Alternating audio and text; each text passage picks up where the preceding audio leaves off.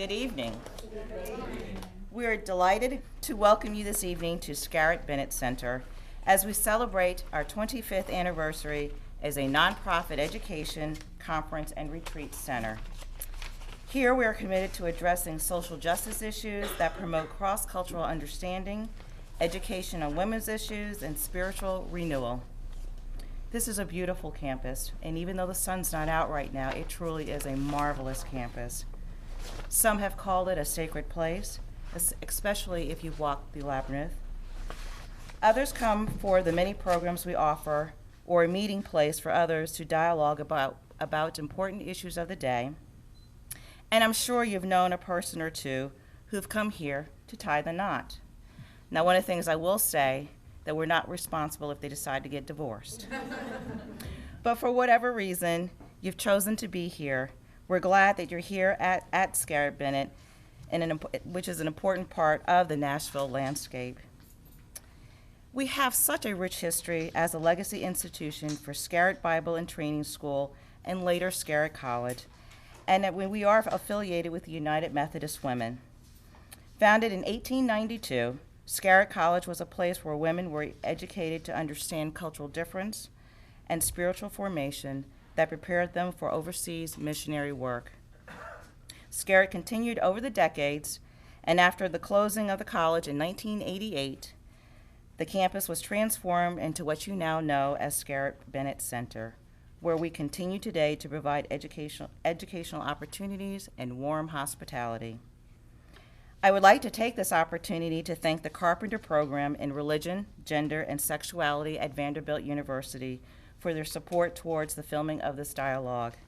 We greatly appreciate their generosity in ensuring the success of what will be a wonderful evening. And I have very much especially been looking forward to tonight with great anticipation. When worlds collide, two Jersey broads on life, love, and the Holy Spirit.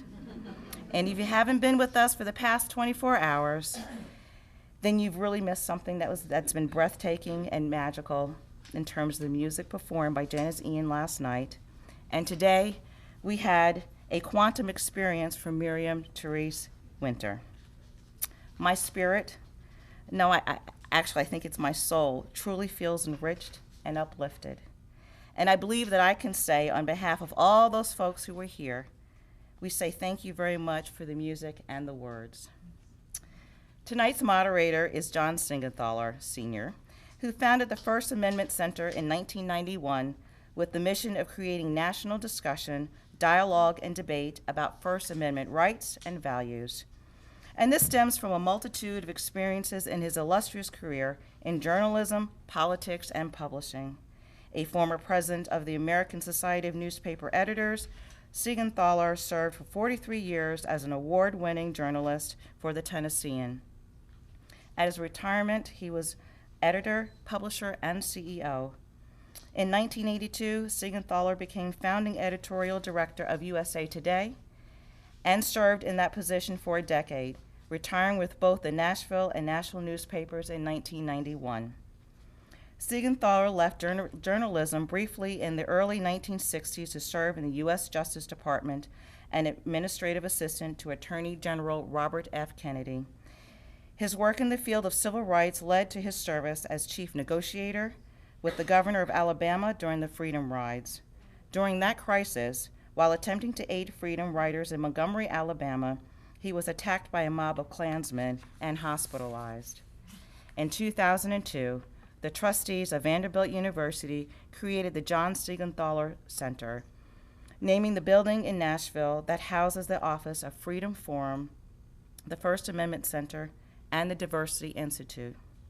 And now, John tonight is hanging out with two Jersey broads. Thank you so much. Thank you so much. The two of you don't need an introduction then, but I'm truly honored to be back again with my friend of long-standing, Janis, and my more recent telephone friend, Miriam, Therese, Winter. We are going to have a discussion among ourselves, and then we're going to ask you to join in the discussion after a bit. I have a 15-year-old grandson, And really the third John Seigenthaler, but we call him Jack for identification purposes. And about 3-4 nights a week, he calls to check on my conduct. And he called before we came tonight and said he knew I was going to be with Janis and MT, and Jack said, "Grand." That's what he calls me, Grand. Dolores thinks she should be called Grander, but he has another name for her. Grand, what's the first thing you're going to say when you're there tonight with those two stars? I said, Jack, obviously the first thing I'm going to say is how happy I am to be with Janis and MT. How happy I am to be with them. And Jack said, Grand, you're 85 years old. You're happy to be anywhere. And you know, he's right, but I just tell the two of you, I'm so happy to be with you. And I thank you, Janis, for thinking of me and letting me have this role to share this evening. Now, oh my gosh, I was ready to beg.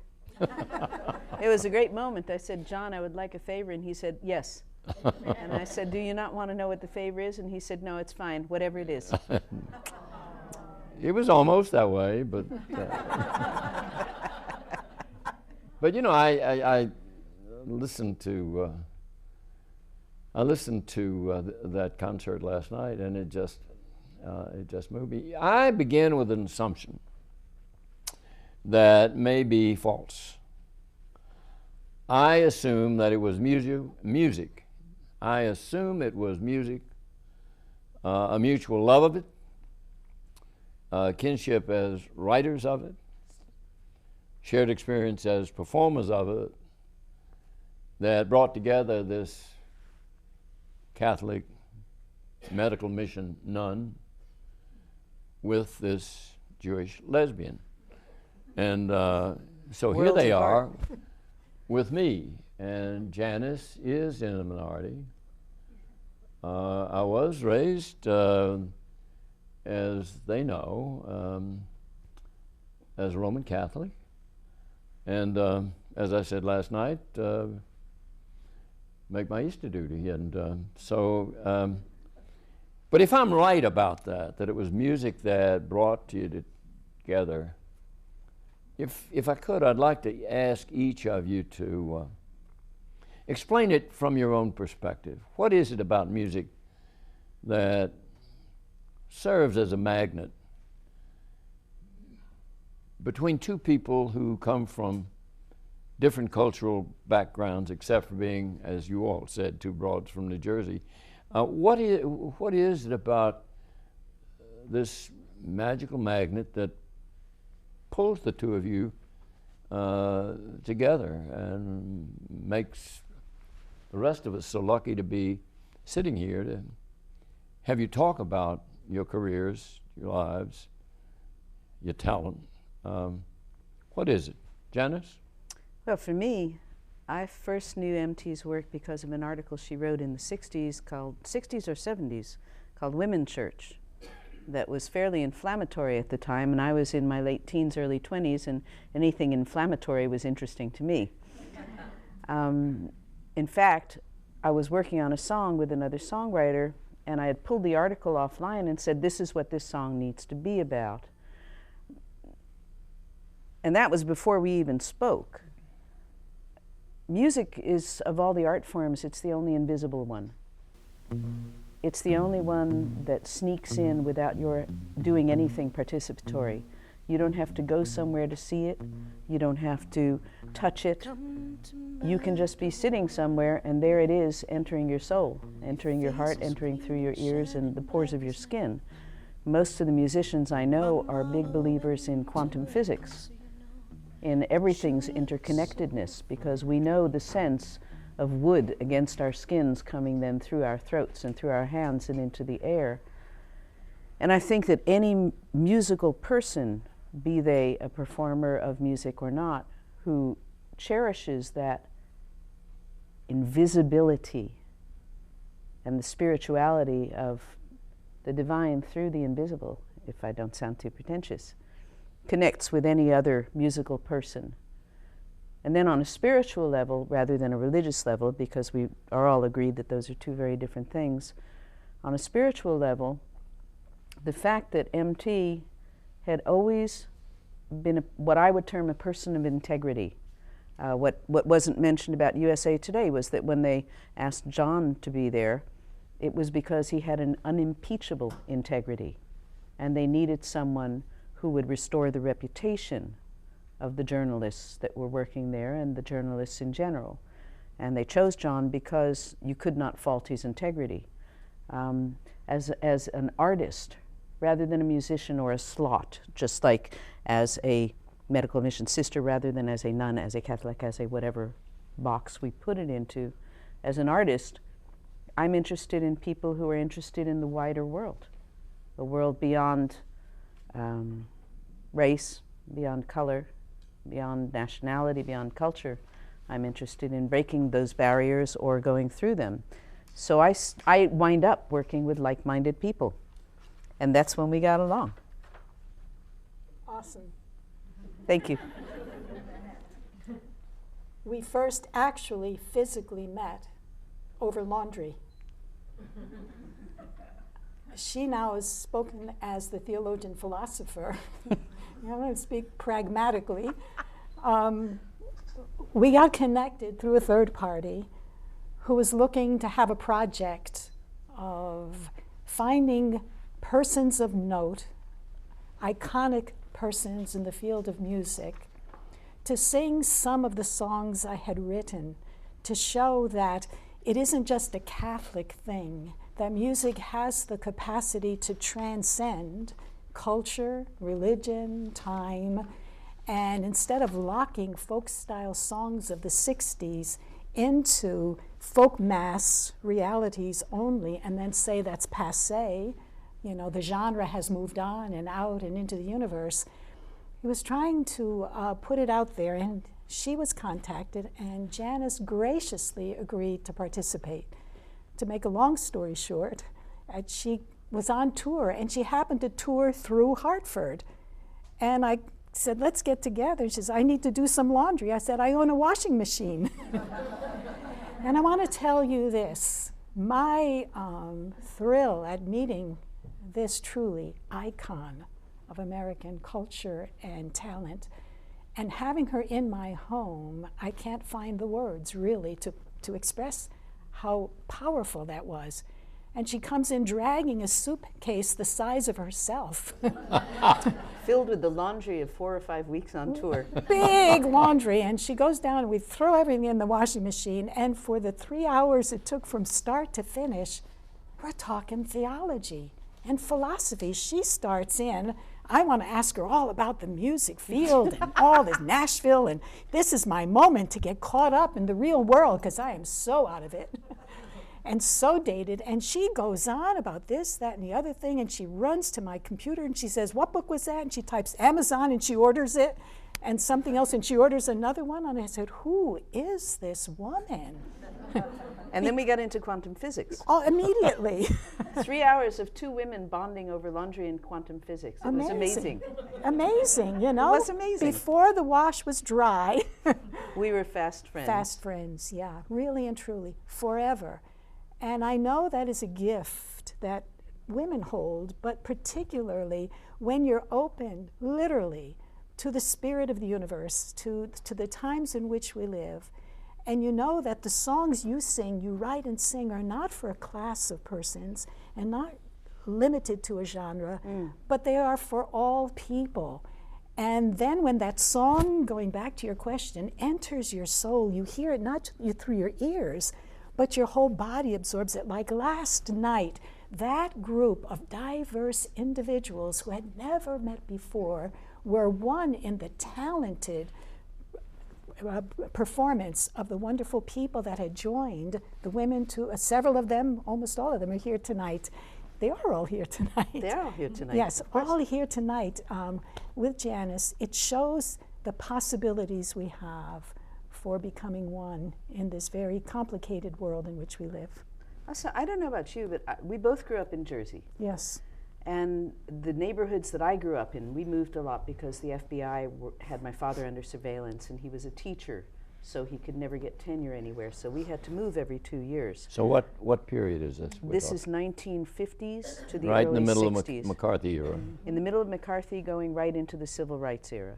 So I was born in 51, and my father was a farmer, and then he got his degree from Rutgers in 58, I believe.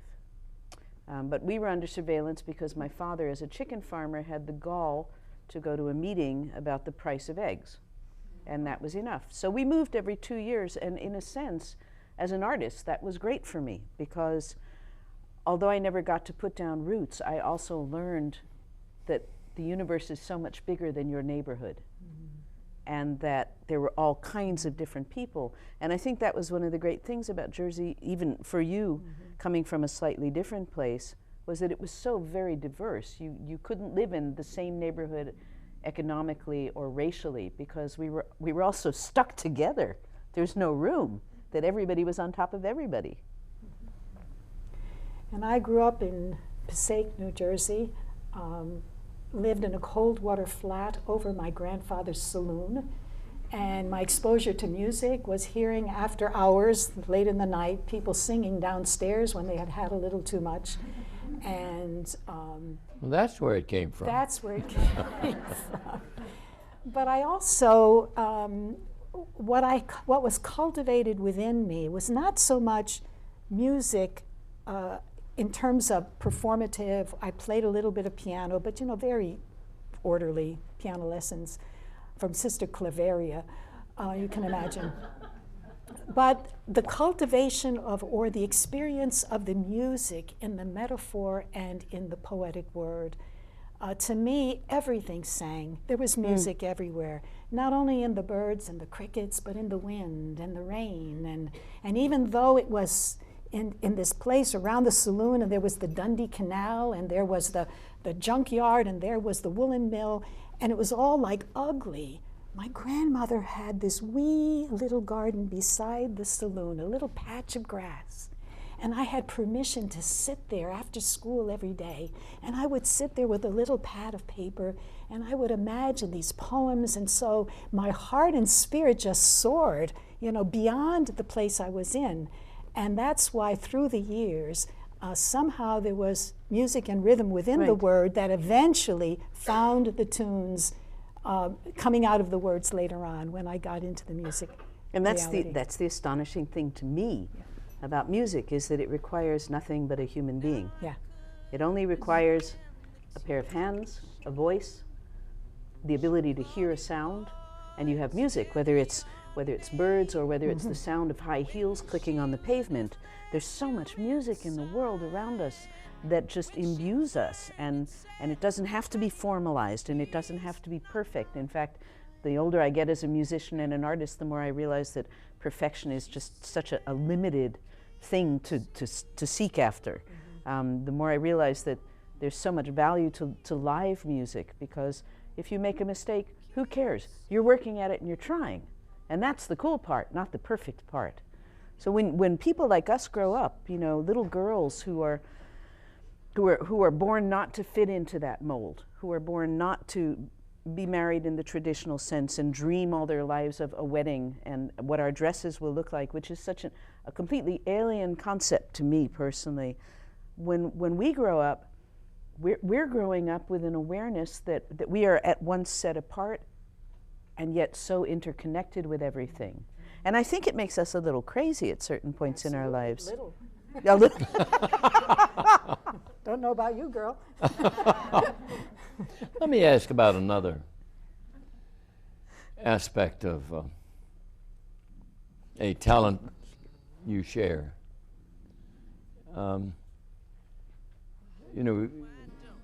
Last night we sort of got a wonderful taste of what it is to be a performer. That as MT and I sat there and listened to you all perform, it's a great gift. I mean, that talent is a great gift. No doubt. But there is another talent that the two of you share, and that is the writing the writing of music, and it seems to me particularly of particular interest to many people is what goes into writing these lyrics. And we talked last night about Can't See You Anymore, Baby. I mean, you were alerted, you were warned. I think your father said to you, there's going to be trouble. My father listened to my first record, looked at me and said, there is going to be a lot of trouble over this. And there was a lot of right. trouble. I laughed at him. To my shame, I just thought he was being an old fuddy-duddy. But he was absolutely right. In the writing of it,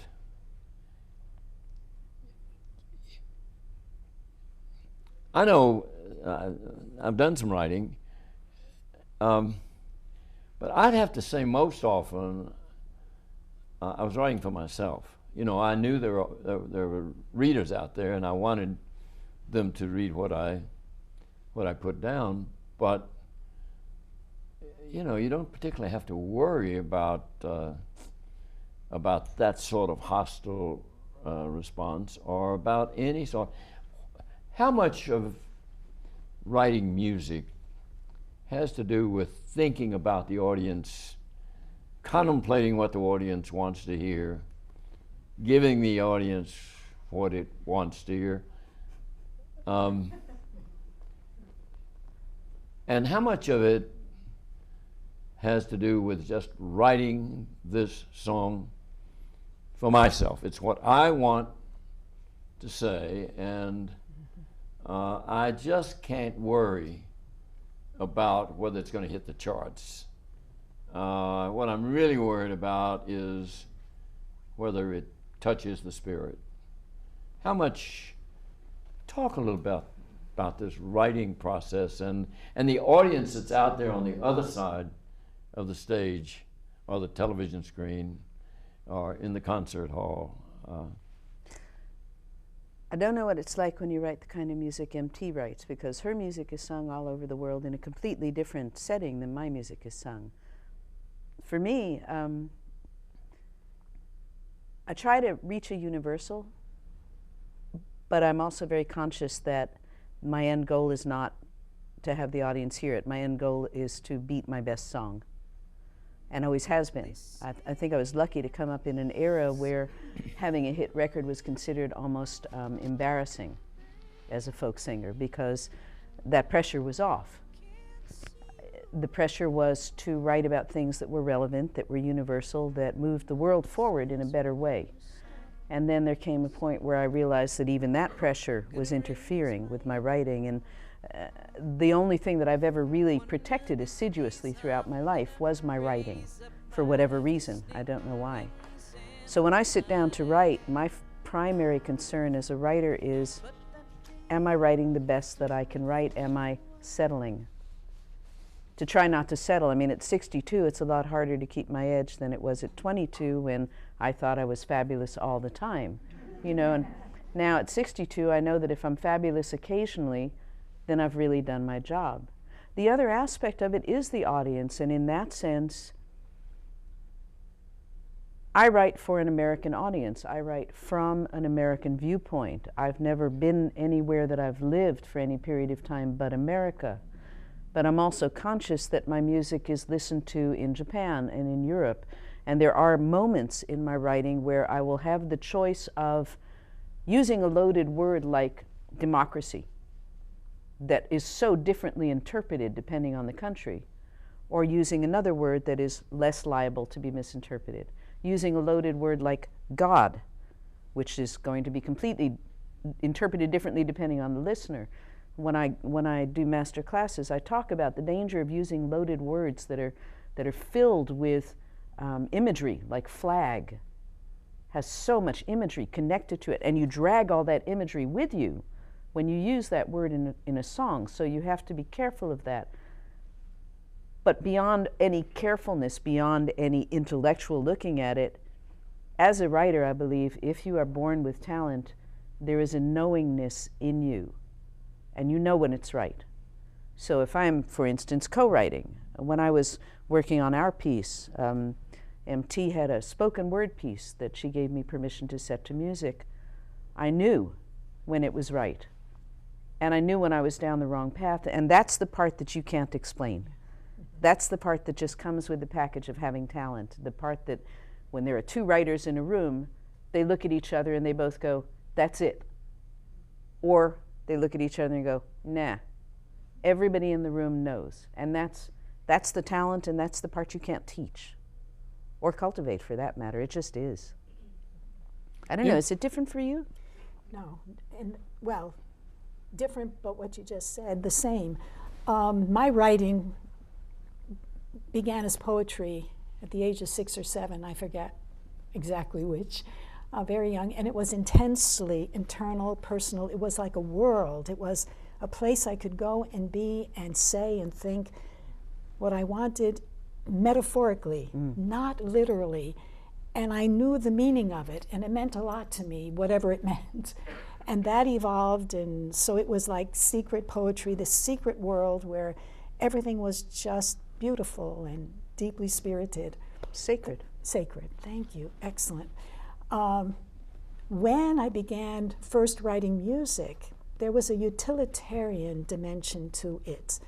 Those of you who are of the Roman Catholic tradition, either present or past, know that way back in the 1960s, which I remember like yesterday, when there was that transition from centuries of Latin language and music that was incredibly attuned to the language. The Gregorian chant was genius music. The marriage of the word and the melody, the accent, the word accent, so the Latin language and the music, it was beautifully, and I mastered that. I loved the Gregorian chant. But when that all ended, overnight, midnight, I'll never forget, you couldn't sing English one day before, but at midnight the next day, you couldn't sing Latin anymore. And there we were. What are you going to sing? When you have like high mass or music for mass.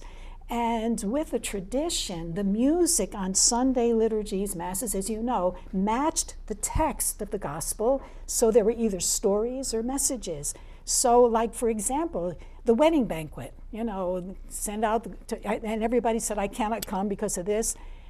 Well, talk about hostility. You don't quite expect it in the church, but let me tell you, I don't know, I just picked up this guitar and I started singing, I'm in charge of the liturgy and we need a song. And so I thought, I cannot come to the banquet, don't trouble me now. I have married a wife, I have bought me a cow.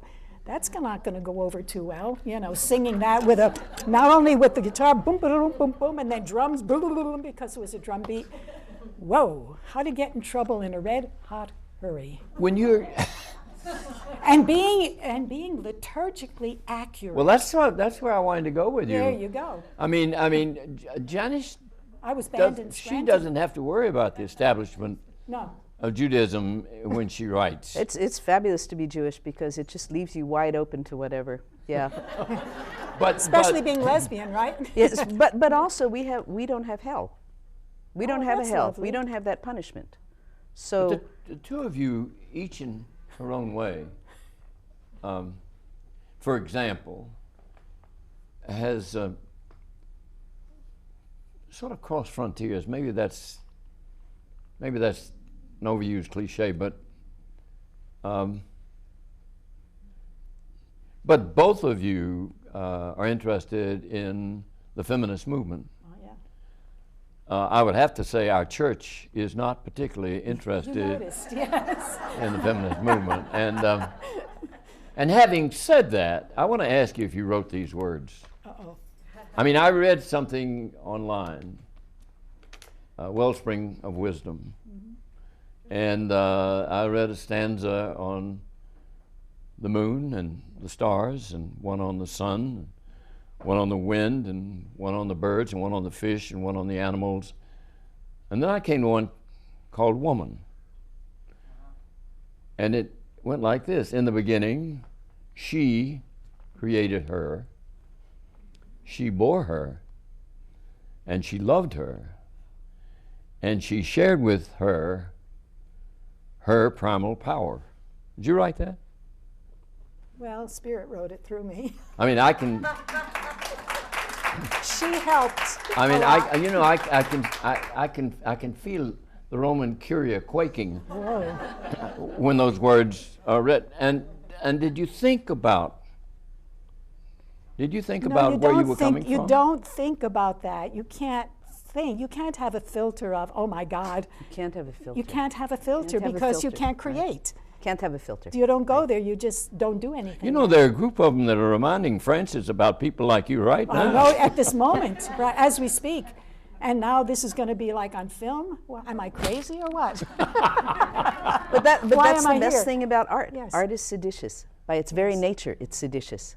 Ah, that's it. Because you can't have a filter. Once you put a filter in place before it, it stops becoming art and it becomes co-opted. There was a time, at that period, when the various denominations were putting out new hymnals, okay? And they knew they needed something for the women.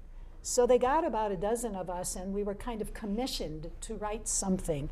And I had Mother in God, which I thought was already written and perfectly. Mother in God, to whom we sing, wide is your womb, warm is your wing, and about the breath. And there was horror in the committee that reviewed it in this one denomination I will not mention. And they said, what are we going to do? There are children at the children at the liturgy. What are they going to think when they hear the word breasts? And one of the women on the committee said, dinner.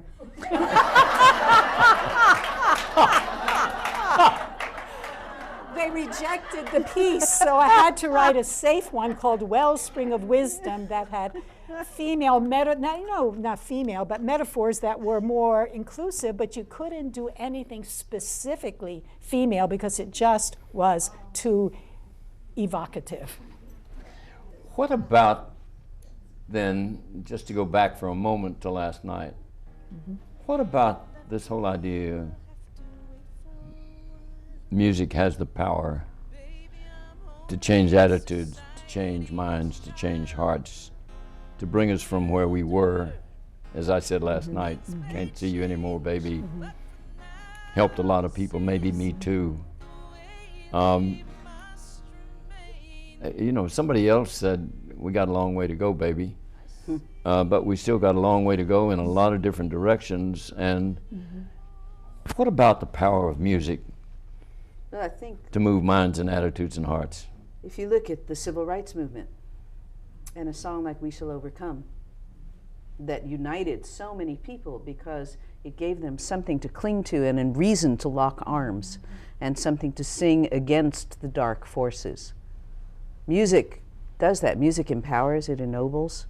And again, that's why it's so seditious, because you didn't require anything in the civil rights movement but voices to stand there and to sing, we shall overcome, in the face of the water hoses, in the face of the dogs, in the face of the guns, in the face of Goodman, Schwerner, and Cheney, to have a mass of people singing, we shall overcome, with that musicality in it. It's like speaking to God, and it's like speaking as God. And once that is moving through you and you get a mass of people, it begins to become a pyramid like this, and it builds up just like quantum physics builds up, and it builds up and up and up and becomes a vortex. And the energy that it creates, I think, then goes out into the universe, if you want to put it that way, and changes hearts. I mean, music, again using the analogy of civil rights, we had to have the laws change. We had to have the laws change so that they would be implemented. But we needed the music of it behind it to change the hearts. Because music can get in there and change a heart way before a law is going to have any effect on it. And you've got to have both to really affect change. That's my take anyway.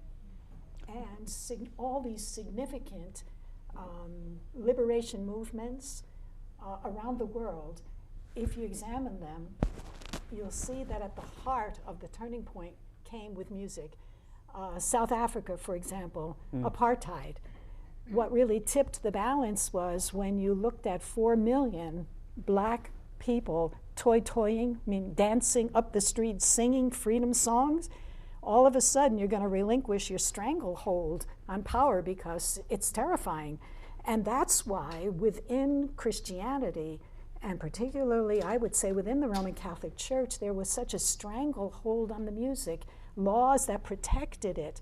You didn't want the people to sing a song. You wanted to sing them to sing something that was like sacred or different, because you can't control music. It comes out of a different part. It's out of the emotions, out of it's a power that once unleashed unites and has a life of its own. And anybody can do it. And anybody can do it. Anybody can do it, and that's what makes it so frightening to the powers that be. Absolutely. Sorry. No, that's it. And people don't realize that St. Augustine, the Stoic sage St. Augustine, who had this beautiful phrase, whoever sings, prays twice.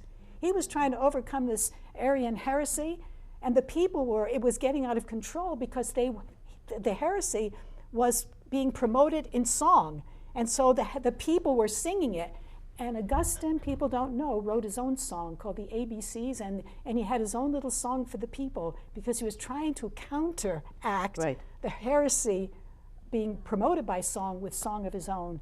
And so song is a power. And we had the same in Judaism with the Baal Shem Tov. Yes. Because there came a point in Judaism, as most religions, where everything was so codified that a normal, regular person could not be a good Jew, because you had to have such a high degree of education and such a high degree of language and so much learning that it was impossible to be a good Jew. And the Baal Shem Tov came along and said, better to know one prayer and sing it with all your heart than to know all the prayers in the world but not have the heart behind it. And it was the Baal Shem who said, dancing glorifies God, singing glorifies God, music glorifies God, and all of that is more important than your years in the yeshiva or in the seminary. Yeah. Absolutely. And we Christians who have taken the Psalter, the Jewish Psalter, as our own prayer, have put it into spoken word primarily, so that we who inherit it all these generations later say the Psalms are like poems or prayers. They really were songs. They were sung. They were danced. You don't say the words, clap your hands, dance you people, sound the trumpet, beat the drum. Any musician would say, beat the drum, and nobody's beating a drum. That's ridiculous. So all the things that were forbidden in prayer, collective prayer, all of this fully engaging the music, engaging the people, it got all wiped out and just got changed. And it filters down. It filters down into even the language. If you listen to tapes of people talking 30 and 40 years ago, you're not hearing, like, man, every other sentence, Yeah. But nowadays, everything is punctuated with or like. Well, I don't know. But we punctuate it because we need to fill those gaps because, again, if you listen to tapes from 30 or 40 years ago, there is a musicality to the speech and a regionality to the speech that television has just flattened out of us. And we keep trying, I think unconsciously, to bring some musicality back to our spoken word, and yet we don't know how to do it because we don't have the example for our ears to follow anymore. If you listen to MT this morning when you were giving your talk, I was taking notes, and I wasn't taking notes on what you said, I was taking notes on the way you speak. You would say emotion, not emotion, but the emotion of God, up and down, up and down. There was a musicality just to the way you spoke that is very different from the way that we are accustomed to hearing people speak now. And that musicality has a power of its own as well.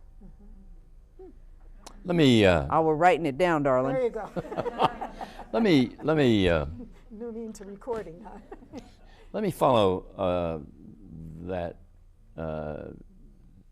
theme for just a moment.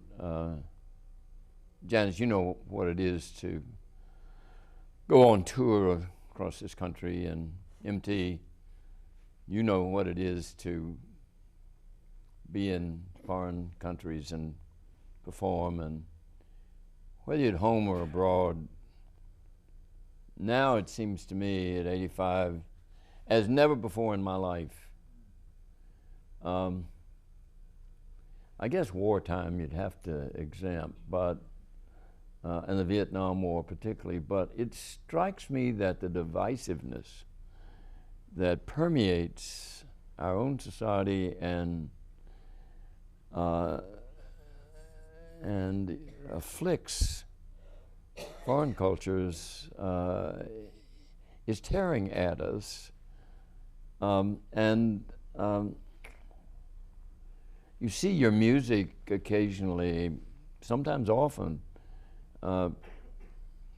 able to cut through that short-term and long-term, bring people closer together. But would you talk a little bit, each of you, not from the perspective of musicians so much, but from the perspective of human beings, part of that divisiveness inevitably at home and abroad, at home still, abroad so often, tears at this whole idea of equality of women.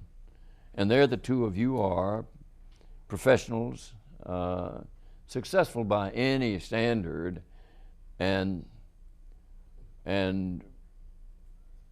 observing how people tear at each other over so many issues, but over this one issue that should be bringing us all together.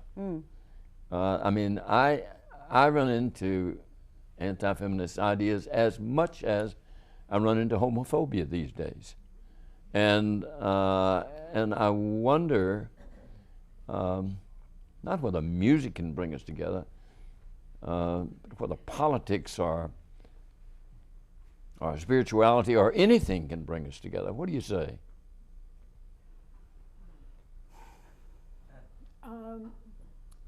I'd like to step back for a moment and look at the bigger picture, not at the individual animosities or the challenges, let's put it that way, of today, but remind ourselves that our understanding of the universe today is shifting dramatically from how we understood the world that comes out of the Enlightenment period, you know, as made up of composite parts. And there is this pervasive energy, you know, the energy sort that is the cosmic stuff of the cosmos. And that energy is really vibration. And that vibration is at the heart of music, okay? So that in some deep sense, the energy vibrating throughout the universe is vibrating within us with all of our particularities, not the same, but different. So that if we can step back and maybe begin to look at ourselves as somehow we are the collective song of the universe, joining with all that is, the bird song and the wind song and the rain song and all cultures, and we each have different notes. And like last night, there was a moment and you stood back and there went the fiddle, and then she stood back and smiled and there went the banjo, and then came the harmonies, and then it went back and the solo. There was that beautiful sense of it actually, the wave did itself. So that if we can begin to realize that somehow, somewhere, in some way, the song of the universe is being sung to and through us and uniting us all in this choral reality, animals and birds and wind and trees and ourselves, then we have some way to look at the whole picture differently, not just as a world of persons who are trying to get on top and, you know, overcome something. So I do think we need to reach for metaphors, and that's where music, I think, can help us, you know, get a different perspective for going into the future. This is why you are a kinder and gentler person than I am. And now a word from my counterpoint here. Yes, the harmony. I think Yoko Ono, whether you like her or not, said a great thing when she said, "Woman is the nigger of the world." Because in every class, in every culture that I know of, at the bottom of the rung are women. Children, you could argue, are usually at the bottom of the rung and powerless, but boy children get to grow up to be men and take power. And there was a long time where I was uncomfortable with the word feminist because I came out of the 60s and I came out of the 70s, and to me, feminism meant that I had to be a certain way and think a certain thing. And then I went to Berkeley College in Boston, and I had a meeting with the women students there. And I discovered that they were so co-opted and brainwashed that they didn't even know when they were being insulted. And there was a point where one young woman said to me, something happened in my class and I'm not sure if I should be angry or not. And I said, what happened? And she said, well, I have this teacher who's kind of in charge of my next move up. I really want to get into this next class. And they were talking, and he said, well, there's a right way and a wrong way to do that. And someone said, well, how do you tell the difference? And he said, well, that's easy. There's the right way, and then there's the pussy way. And she said, should I have been bothered by that? And for me, that was a complete revelation, and I became a feminist, because I looked at her and I said, let's go over this carefully. Number one, he's just said that your female parts are wrong. Let's begin with that. Number two, he has put you in a position where you cannot challenge that because it will cost you the step up. And then I said, what do you think you could have done differently? Are there any men in the class who would have stood with you? And I thought, how pathetic is that she needs a man to stand for her? How shameful is that in America, that you need a man to stand for you, as in Saudi Arabia or other countries where you need a man to help you get anywhere because you're not permitted to drive, to allow you to enter or leave the country. How different are those gradations at the end of the day? How much do they limit us? And in the end, she did take 2 boys from her class, and she went to Human Resources and the proctor, and there was a big stink, as there should have been. But it really opened my eyes to the fact that there is still a world of powerlessness out there. And the more I thought about it, the more I saw the parallels with gay rights, with civil rights, with the rights of women, period. The more I had to examine my own language, as my uncle did when I was 22, and he said, why do you keep calling women chicks? Do you enjoy being compared to an infant? This is my uncle, the feminist, the first feminist I ever met. So I think that as wonderful and as much as I believe in the quantum universe, and by God you know I do, and as much as I really firmly believe that these things do sort themselves out somehow, I also think there is a point where you are never going to be given power. You must always take power. No one is going to hand it to you on a platter. And as women, we need to work with men. We need to embrace men. Men need to understand that we are coming from here and trying to get to here. And we, unfortunately, are in the position of being responsible for educating them about that, because as a man, by and large, they don't see it. They don't have to. I spoke with a friend one day and I said, well, I got off the elevator because 4 or 5 men got on and it was late and I wasn't comfortable. And he was genuinely confused, and he said, why would you get off? I would think you'd be more protected with more men there. And I said, there is not a woman in the universe who would agree with that. And he said, what are you talking about? And this was a good guy. This wasn't a bad guy. But I said, you will never know what it's like to walk down the street and deliberately cross over because you see a group of young men and you don't know what they're up to. You just will never know what that's like to be scared all the time on some very bottom low level that there's a rape waiting for you, that there's danger of some sort waiting for you, that someone will overpower you solely because you're female. It's our job, sadly, to educate our sons, to educate our friends, to educate our lovers, our husbands, our parents in that thing. And I think that as lovely as the quantum universe is, until you punch the lights out of some of them, they are just not going to get it. Well, you know, I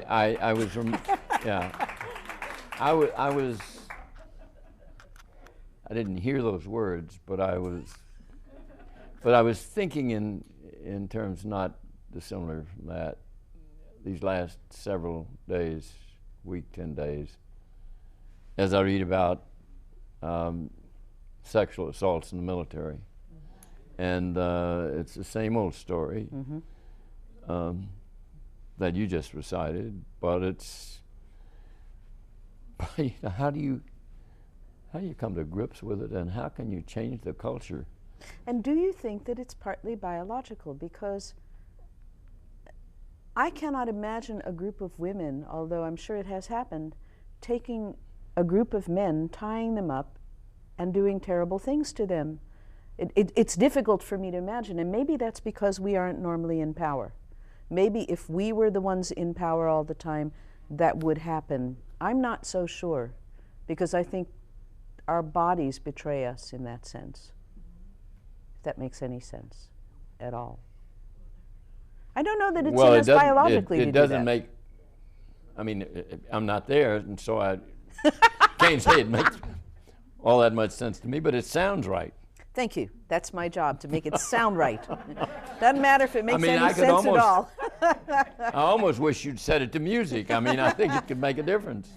Well, that's the issue, I think, as you get older, whatever public service you are in, I think part of the issue becomes, at this point, I represent so many things beyond myself that it's a little worrisome. In fact, it's very worrisome.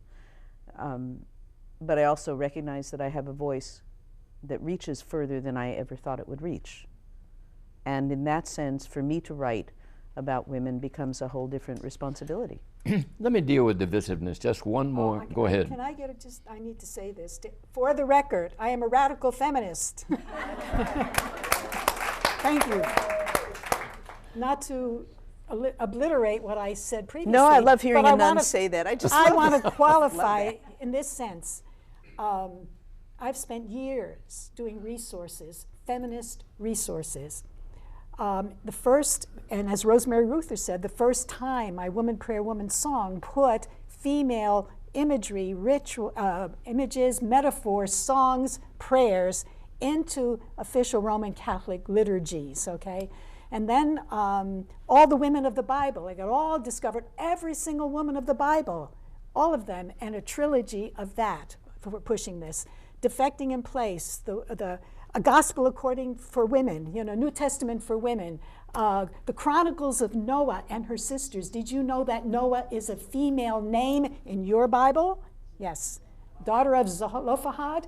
So the sense was, I am there radically with that, and trying to say that women are created in the image of God, female and male. God created us together. So having said that and going through that, that's the substratum of what informs my quantum energies. It's there, so I agree with you for all of that. Thank you for adding it. That's one of the reasons we're friends. We're in total agreement. But we're not, I don't want it to be juxtaposed as that and this, but it's one piece. Good point. It is, in fact, a substratum, and then it pops up with specific things that need to be done to push this forward. But like John just said, and I said this just the other day to my partner, then what do you do? How do you change that entrenched military? How do you change the entrenched you learn from your teachers, you learn from the schools, you learn from your parents, you learn from the churches and synagogues, the order of things. And like you said this morning, we need an order. We need a framework. We all need that. And then we need to keep expanding that framework. But how do you change the military framework? How do you change the genocidal framework? How do you change the culture that says that rape in certain countries is a way to subjugate both men and women? How do you change that? I don't know. I suppose that was supposed to be my question, but So if there have been moments during this last hour when you thought you didn't need me up here on the stage with them, I know exactly what. It's wonderful just to sit here and listen to them interchange and exchange, and all we need is a laundry machine. And that's right. But as I said at the outset, we were going to go to you as part of this conversation, and the time has come to do that. Yes, and here's one. I keyed on what you said during the civil rights issue period, that music plays such a role in change, and when you're talking about the violent military, we need a song. I think any kind of music is useful. The problem of assigning someone a particular topic to write about in song is that it's very difficult to write an honest song that way. Because most of us, regardless of what we say, don't have a great deal of control over what we write about. We have a control over the context, and we have control over the way we present it, but the actual what is it about, most of us just write what we write, and we're lucky on a good day. Doesn't it have something to do with the aggressive culture that's part of the military establishment? That there is ingrained in the whole idea of the military this sense of aggressiveness. Well, then we're into Sense of 5-year-olds conquest, playing even. football and universities that spend more money on stadiums than they spend on education. And then we're into a real hornet's nest. So music is the notes and the space between the notes? I wonder, what do you experience? How do you experience the space between?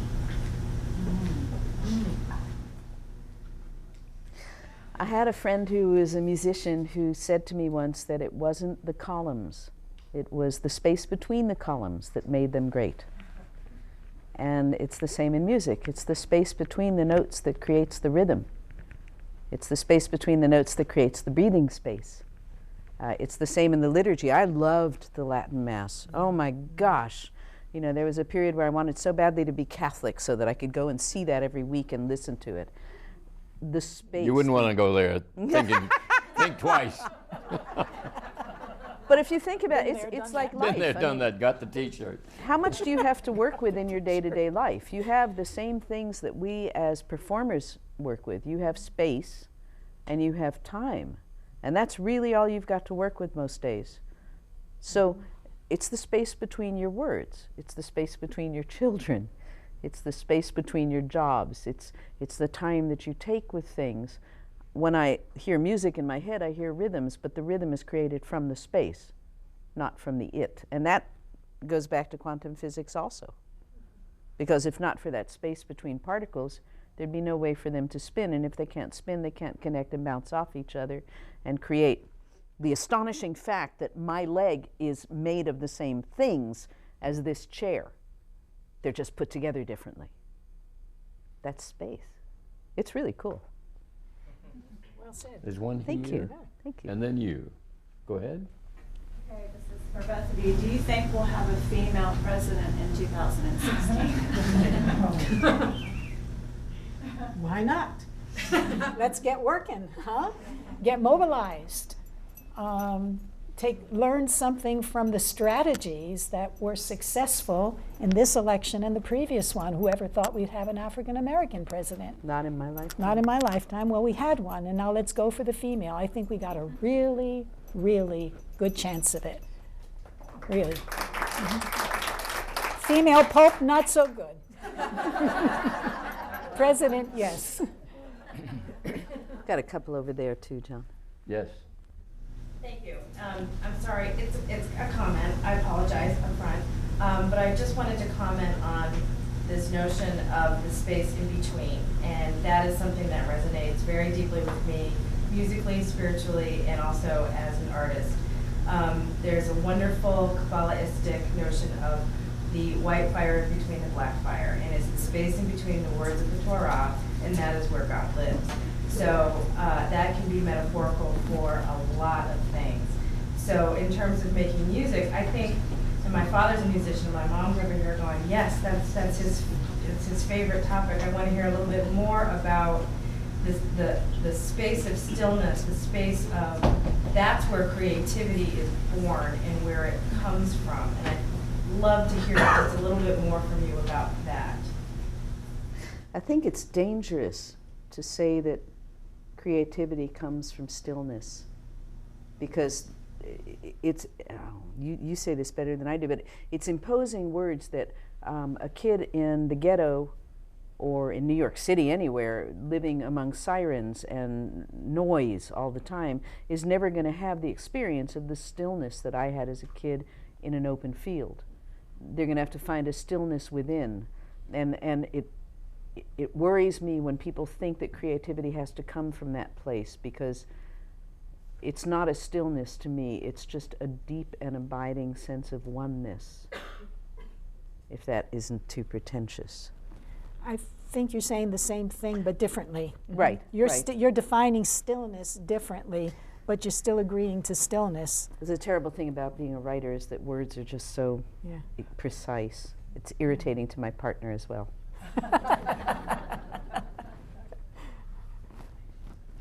Over here? Yes. I do have a question. I'm curious, do you know what happened to that Berkeley student? As far as I know, she graduated. But that's as far as I know. Anything that happened to the instructor? I have no idea, but I do know that after I spent 10 days there, they did form several women's groups, and they do have a different human resources attitude. And I was told recently by one of the teachers that a lot of things changed. I was not the agent of the change, I was a conduit for the change. And I honestly don't think that, and I have a lot of respect for Roger Brown, the president of Berkeley. I honestly, this goes back to what I was saying earlier, I honestly don't think he realized. Because it's not happening to him or in his framework. I honestly don't think that he realized the difficulties female musicians there faced as females. Because you have to be so good as a female musician, you have to be so much better. Because you don't get invited to be in the bands, so you never learn to work your equipment. You don't get asked to sit in with people, so you never learn how to play in an ensemble. What was extraordinary about last night was that, through no fault of my own, because I wasn't even thinking were they women or men, we had 5 women musicians on stage, players and singers, joining together, all of whom were masters of their crafts. And I would bet that out of the 5 of us, not one of us was ever invited to join a boys' band when we were teenagers. Not one of us was, I mean, I begged bands, and they would always say, God, she plays great for a girl. Thank you very much. I just want to play great. So it's a much harder road to hoe. And that's what I mean when I say it's got to start early. It's got to start with the world of now. For the first time, when I started out, not to run on, but when I started out, there were no women engineers, there were no women lighting designers, there were no women tour managers, there were no women drummers, percussionists. Women played violin. That's what women did in music, or they played guitar, but not on their records. So when I go on tour now and I see women lighting directors and I see women production managers, that's a quantum leap forward for me. And when I see the men that they work with accustomed to that and not thinking anything about it, that's a quantum leap for me. That gives me hope because it has all changed. It needs to continue changing. Yes. This is a quick comment followed by a question. I worked for a short time for a nonprofit here in Nashville that dealt with rape and sexual abuse. And there are women that abuse people sexually, a much lesser percentage than men, it's true. But I just kind of want to put that out there. Men are not the only violent and abusive gender. But it is predominantly men. And I have my own theories on that, I won't get into it. But my question is, can you think of some tangible, concrete examples as women? I know neither of you are mothers, and I'm not either. But in the role as mothers, aunts, teachers, mentors, what can we do to start changing the way the men we love behave? Because what I see in my everyday life is women that love men sort of tacitly condoning maybe not violent behavior, but really inappropriate, sexually inappropriate, misogynistic behavior. And it's very upsetting to me. So how can we turn that around? Sitting here listening to that, wondering what Dolores is going to say to me on the way home. Well, and you're dealing with so many areas there because you're dealing with the cycle of abuse and the perpetuation of abuse. And having been in a pretty abusive relationship myself, you're also dealing with the brainwashing and what happens to you as the slow rate of attrition as you are slowly beaten down. You're dealing with all of those. That's just such a huge, I wouldn't even know where to begin. Let me clarify. I'm talking about before it even gets to abuse. I'm talking about the the mother or the sister that thinks it's cool that her 17-year-old son has slept with, 7 of his classmates, and that's okay in high school. But if a girl does it, Is it she's that a bad? big old SLUT. I'm talking about that sort of thing. How do we change that?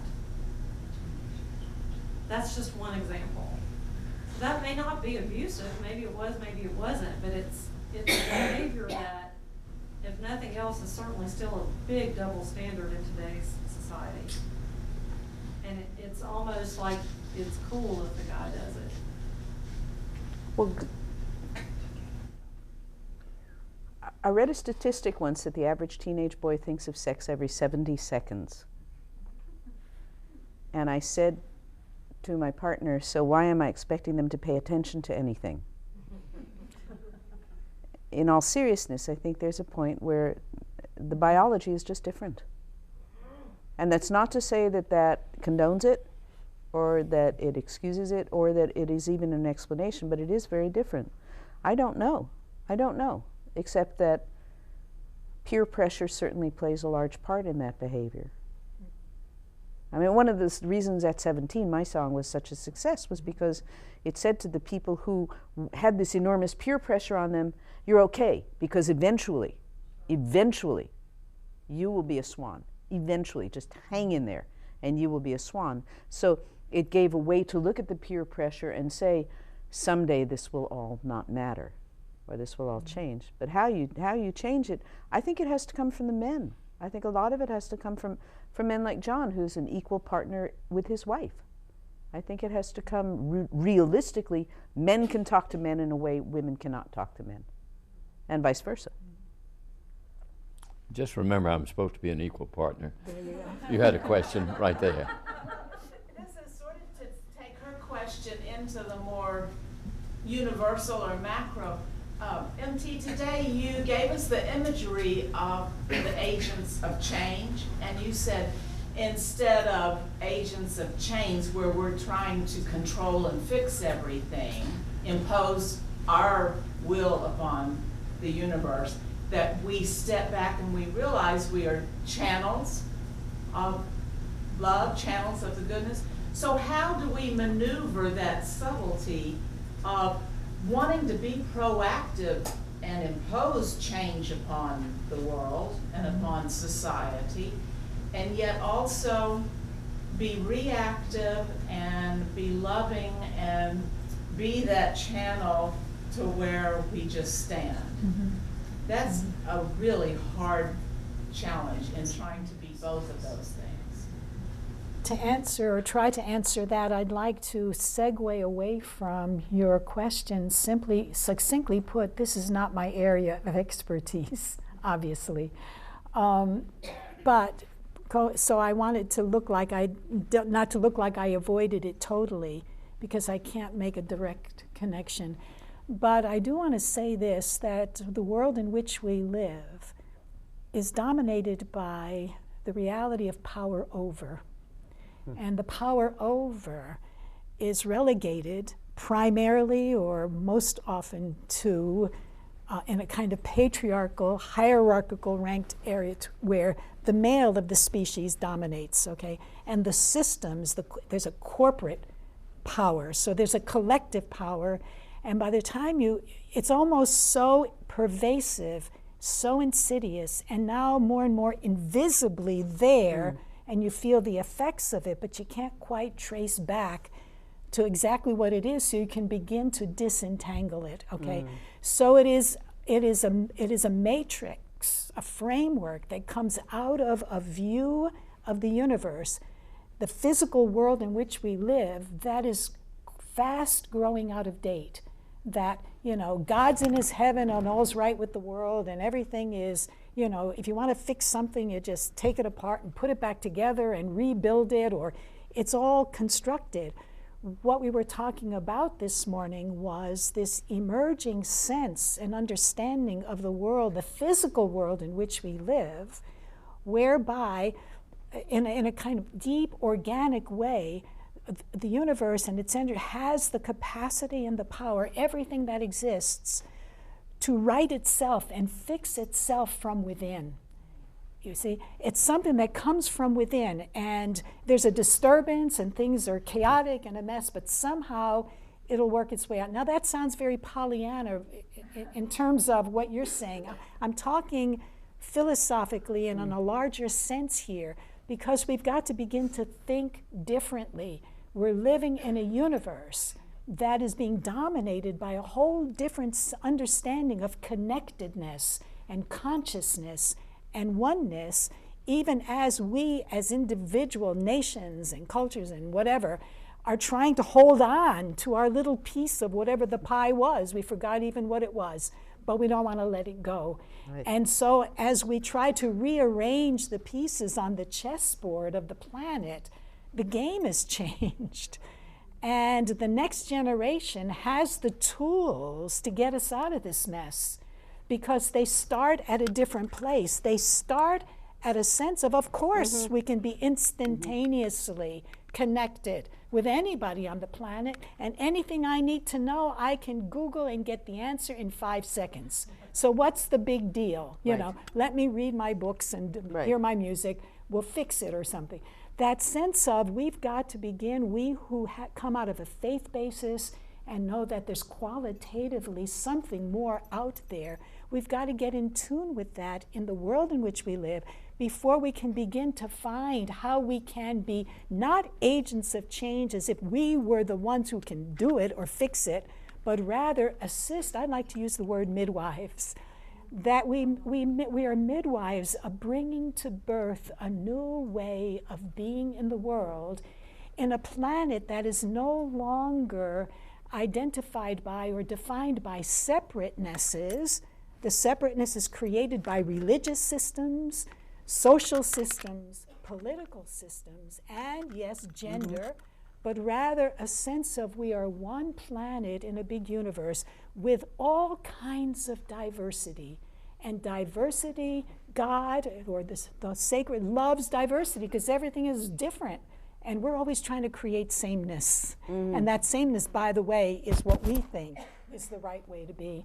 And so we have to begin living into a global reality that's right at hand. It's no longer over there. It's right here in the midst of us. And some of you are married to the diversity and are bearing diverse children. And so it's right there in your parlors and your living I think we rooms. probably have time for one more question. I've been waiting for you so long. I've been waiting to hear from you for so long. Welcome to my world. I'm going to try to ask a question. I do believe that music is a natural part of the cosmos. It's historically been considered an art. And if you wanted to study it formally, you'd study it in a liberal arts setting as opposed to a science setting. So it's been considered an art as opposed to a science. But recently, there seems to be evidence that music can actually affect a person's health, wellness, well-being. Do you believe that?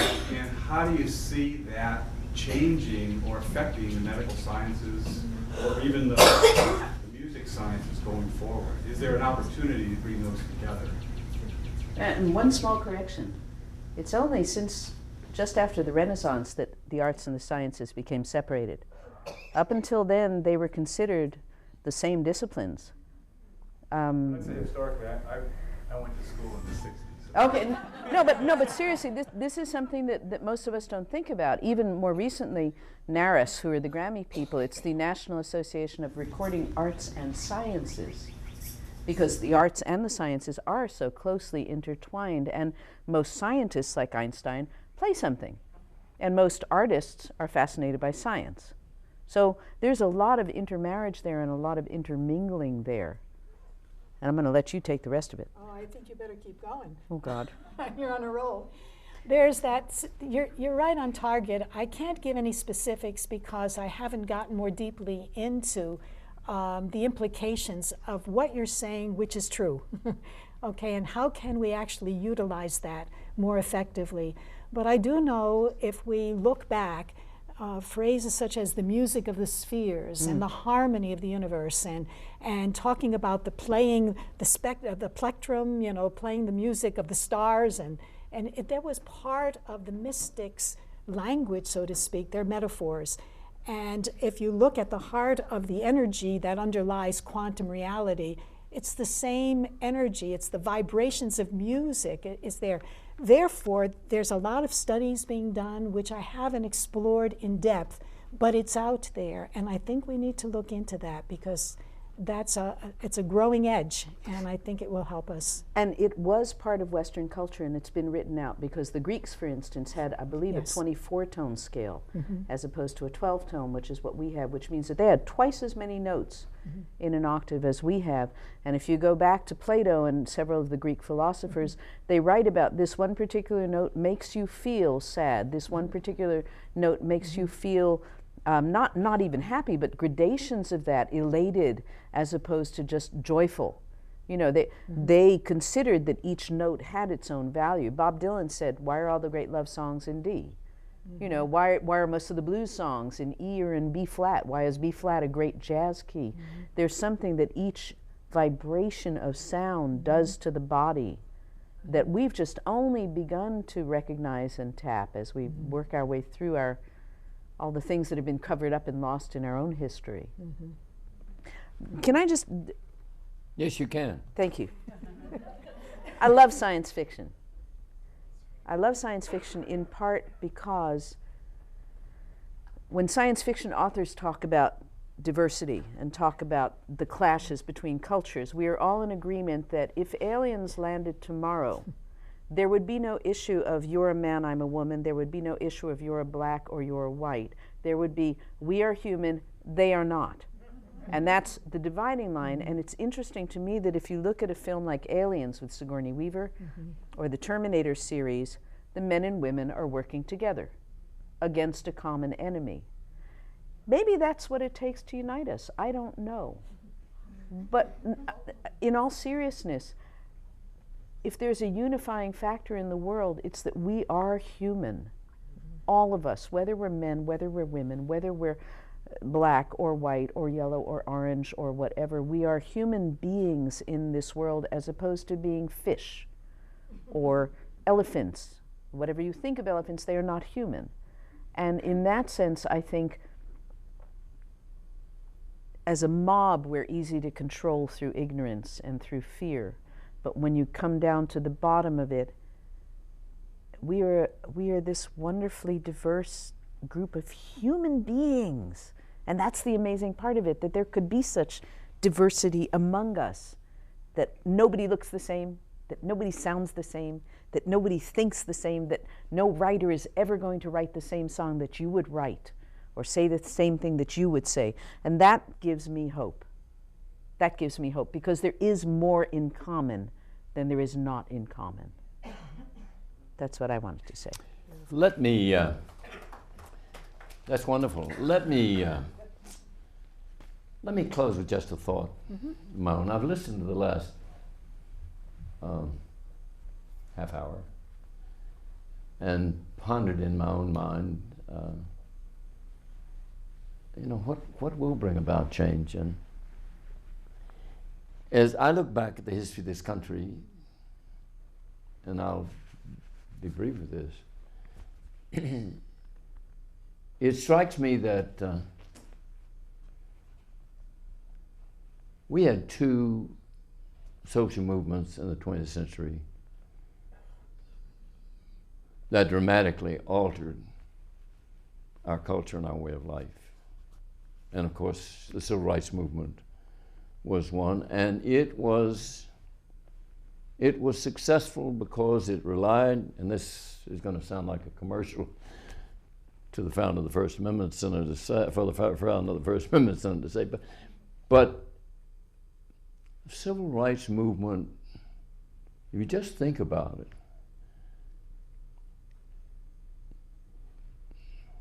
was grounded in the freedoms assured in the First Amendment. Begins in the black church religious liberty. Speech they speak from the pulpit, from the platform, from the street corner.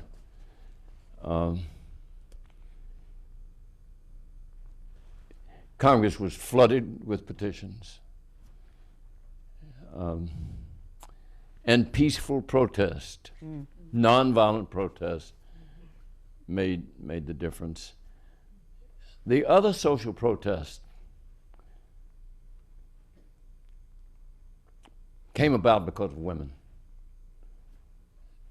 Just go back to election a few years before I was born.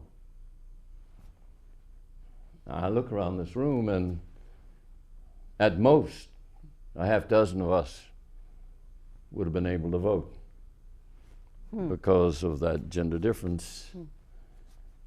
And there was something called the National American Women's Suffrage Association. Right. And it was headed by dedicated leaders. Susan Anthony and had her leadership had passed. And it was a non-militant movement, if you look at the history of it. It was go along, get along. I mean, I'm not criticizing the women who led it. I wasn't part of it. I wasn't born. But if you look at that history, come World War I, they backed away. They said, we're going to leave President Woodrow Wilson alone. He's got enough troubles without having to hear from us. No protest on Congress. One splinter group of the women's movement, headed by a woman named Alice Paul, said, we're not going with you. She formed something called the National Women's Party, and they picketed and they protested.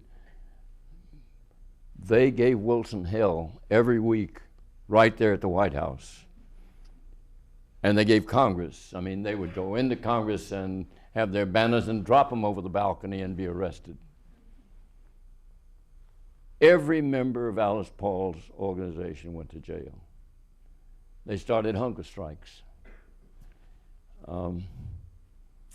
Alice herself was fed to keep her alive by putting tubes into her nostrils and pumping milk and eggs into her system.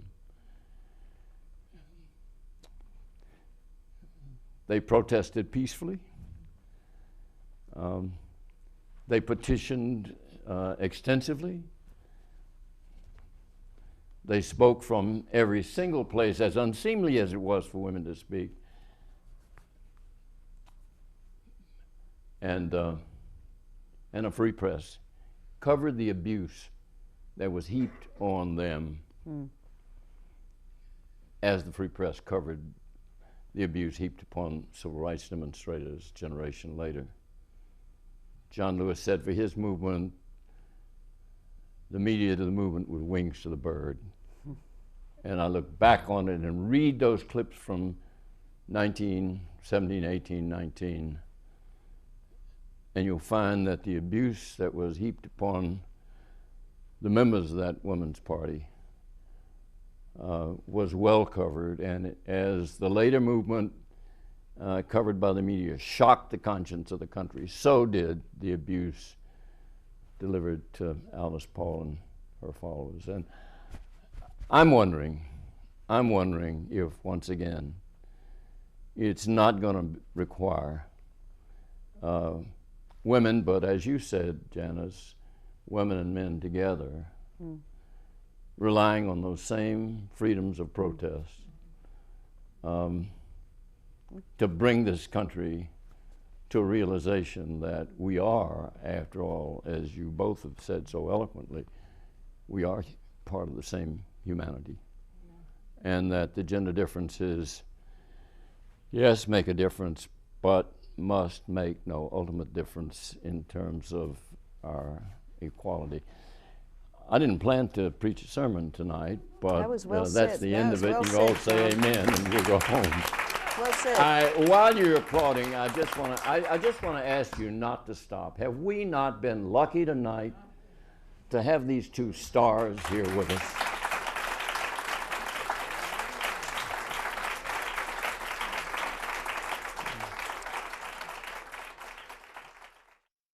This program has been made possible by the Carpenter Program in Religion, Gender, and Sexuality at Vanderbilt University. This has been a production of the Scarritt Bennett Center and Nashville Public Television.